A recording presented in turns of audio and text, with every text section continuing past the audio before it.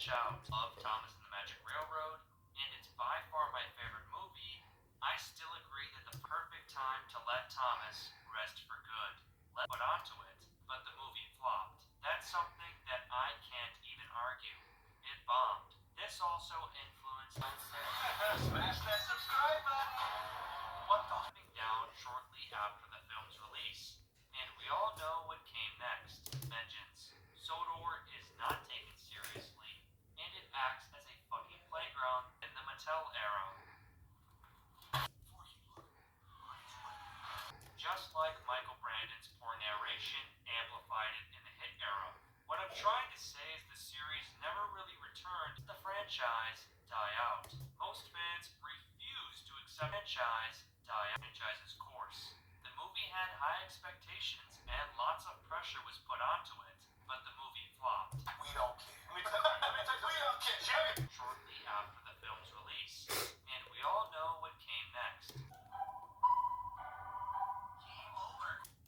The hit entertainment era, and then the Mattel era. Know what came next. The hit entertainment.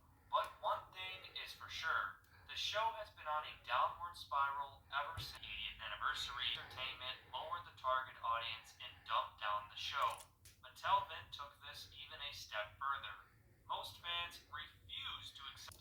Let the franchise die out on the CGI series, and they fail to realize just how dumbed down the CGI series is.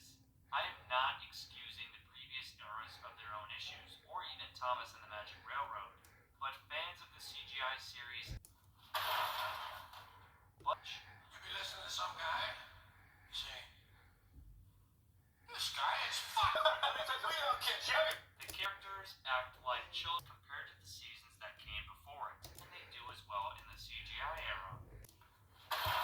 The CGI animation and the poor voice acting amplifies it. We will always have the classic series. Say the series never really returned to its glory days. Andrew Brenner may have tried, but ultimately die out. The episodes fall short and many of them lack simple logic. When episodes should be perfect, because there are simply zero restrictions with Sodor is not taken seriously, and it acts as a fucking playground for the engines. And all the money in the world to get writers who know what they're doing. Obviously though, Mattel is to blame. Cheap, lazy from the start. Hot take though, even though I love Thomas and the Magic Railroad, rebooted the entire brand twice within a decade. To even appeal to the inner child. Cheap, lazy gimmicks